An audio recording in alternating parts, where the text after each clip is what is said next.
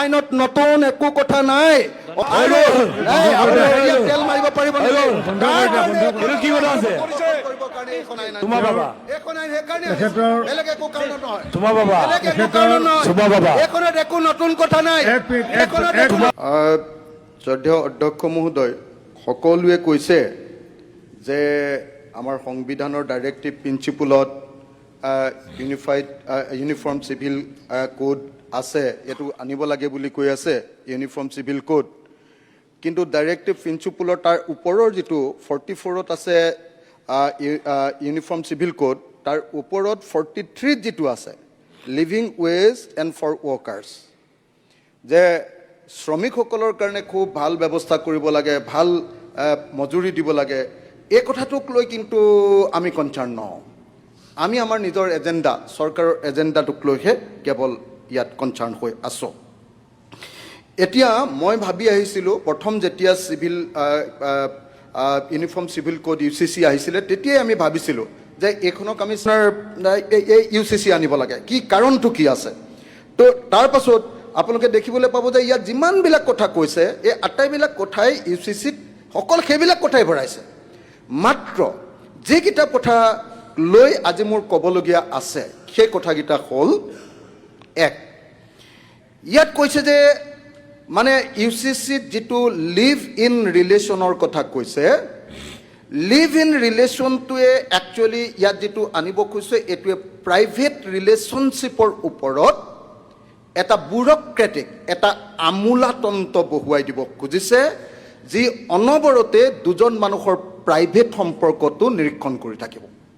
তেওঁৰ নাম দিছে সাব ৰেজিষ্টাৰ অকল সাব ৰেজিষ্টাৰত কেমাহৰ ভিতৰত ষ্টেটমেণ্ট দিলেই নহ'ব সাব ৰেজিষ্টাৰৰ সেই বস্তুটো আকৌ গৈ থানা পাব আৰু থানাই সেইটো যাকে তাকে দিব পাৰিব সেইটো যদি কোনোবাই খোজে যে এই ল'ৰা দুজনৰ হেৰি আছে নেকি সম্পৰ্ক আছে নেকি এই ল'ৰা দুজন আৰু ছোৱালী দুজনী ডাইভৰ্চ হ'ল নেকি সেইটো আপোনাৰ মেন আৰু ওমেনক সেই সম্পৰ্কটোৰ কাগজো দিব পাৰিব তো এই যিটো কাৰবাৰ এইটো হ'ল কমপ্লিটলি পাৰ্চনেল লিবাৰ্টিৰ ওপৰত ৰাষ্ট্ৰৰ টোটেল হস্তক্ষেপ আৰু এইটোৱে কনষ্টিটিউশ্যনেল ষ্টেণ্ডাৰ্ড অফ প্ৰপৰচনিটি বুলি যাক কয় যে এখন সংবিধানে কোনটো কথাত আচলতে আইন তৈয়াৰ কৰিবলৈ অনুমতি দিছে তাক খৰ্ব কৰিছে আৰু সেইকাৰণে প্ৰত্যেকজন জনা শুনা মানুহে ক্ৰিমিনেল কেছ লগাব এইটো ক'ত পৃথিৱীত কোন আইনত এইটো সংবিধানসন্মত আপোনালোকে নিজে এবাৰ চাই লওক এইখন ইলিগেল এক্ট আনিছে ইয়াত আৰু আটাইতকৈ ডাঙৰ কথা ঠিক আছে তোমালোকে কৈছা যে ল'ৰা আৰু ছোৱালী যে আছে তাৰ পূৰা মনিটৰিং আমি ৰাখিম কিন্তু ল'ৰা আৰু ছোৱালীৰ এই যিটো মনিটৰিং ৰাখিবা তেওঁলোকৰ ভিতৰত যদি কাজিয়া লাগে মেইনটেনেন্সৰ কি ব্যৱস্থা ৰাখিছা ইনহেৰিটেন্সৰ কি ব্যৱস্থা ৰাখিছা ডমেষ্টিক ভাইলেন্সৰ এই যে লিভ ইন ৰিলেশ্যনত থকা দুইটা মানুহৰ মাজত যদি কাজিয়া হয় তেওঁলোকৰ ওপৰত কেনেকুৱা ধৰণৰ একশ্যন হ'ব প্ৰপাৰ্টিৰ ওপৰত কি ব্যৱস্থা হ'ব এই কথাবিলাক কিয় নিলিখিলা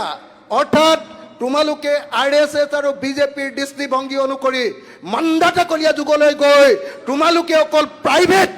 প্ৰাইভেচিৰ ওপৰত ব্যক্তিগত প্ৰাইভেচিৰ ওপৰত আক্ৰমণ কৰিবৰ কাৰণে এইটো আনিছা আৰু সেইকাৰণে এই আইনে অসমৰ বা ভাৰতবৰ্ষৰ জনতাৰ ওপৰত অসমৰ যুৱ প্ৰজন্মৰ ওপৰত হাৰাছমেণ্ট আনিব একদম মৰেল পলিচিং আনিব ছ'চিয়েল কোহেশ্যন আনিব এজন চিটিজেনৰ ওপৰত ৰাখিব পৰা যিটো খবৰদাৰী তাতকৈ বেছি ভিতৰলৈ গুচি গৈছে আৰু সেইকাৰণে আমি এই UCCখনক কেতিয়াও সমৰ্থন কৰিব নোৱাৰোঁ মই স্পষ্টভাৱে আপোনালোকক এটা কথা ক'ব খুজিছোঁ মই এইখন অনবৰতে 24 ঘণ্টা কি কৈছে আপোনাৰ 8 মিনিট দিয়া আছিলে 5 মিনিট হৈ গ'ল ডক্টৰ মৃদুল দত্ত মই এই আইনখন 153 পেজৰ এই আইনখন মই 4বাৰ পঢ়িলোঁ 4বাৰ বাৰম্বাৰ পঢ়ি লৈ মই এটা কথাই বুজিলোঁ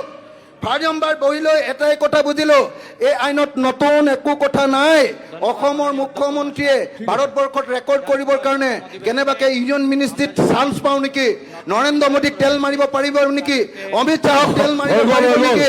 আৰু তেল মাৰিব পাৰিব নেকি নতুন কথা নাই এক মিনিট আরে বক না আমি পলিটিক্যাল দল নহয় বক না পলিটিক্যাল দল নহয়